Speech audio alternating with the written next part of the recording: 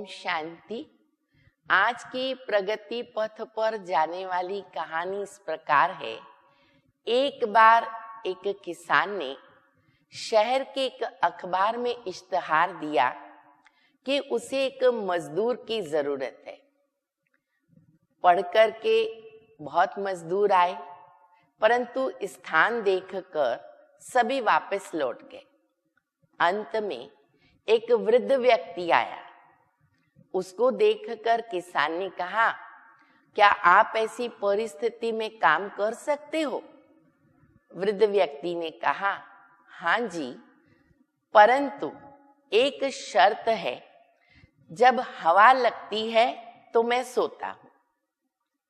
किसान को इस जवाब का अर्थ तो समझ में आया नहीं, परंतु उसे तो आवश्यकता थी काम की, तो उसने कहा ठीक है। काम चलता रहा।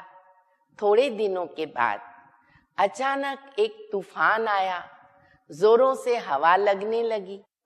किसान को अपने खेती की चिंता हो गई। वो लालटेन लेकर उस वृद्ध व्यक्ति के झोंपड़ी में पहुंचा। बोला, जल्दी उठो, हमें खेत में जाना होगा, सब देखना होगा बराबर है या नहीं है, चिंता हो गई है।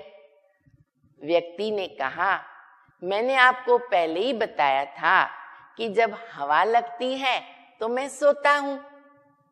किसान को बहुत गुस्सा आया, परंतु उस समय तो उसे अपने काम की चिंता थी, खेत की चिंता थी, इसलिए वो खेत में चला गया। जब खेत में पहुंच करके वहां का दृश्य देखा तो उसे बहुत हैरान गति हुई, अचरज लगा। क्यों? क्योंकि सारी फसलें कटी हुई, व्यवस्थित बोरियों में रखी हुई थी। गाय भैंसे भी बराबर से बांधी हुई थी, अपने स्थान पर थी।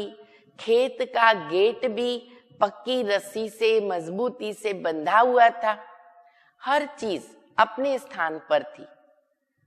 किसान को बड़ा वंडर लगा और तब उसको समझ में आया कि ये वृद्ध व्यक्ति क्यों कहता था कि जब हवा लगती है तो मैं सोता हूं।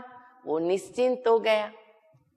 कहानी से हमें ये बोध प्राप्त होता है कि अगर हम हर कार्य की पूर्व तैयारी करके रखें, जैसे परीक्षा आती है, अगर विद्यार्थी शुरू से ही पढ़ाई पर ध्यान देता है तो परीक्षा के दिनों में उसे टेंशन नहीं रहता, वो आराम से रहता है।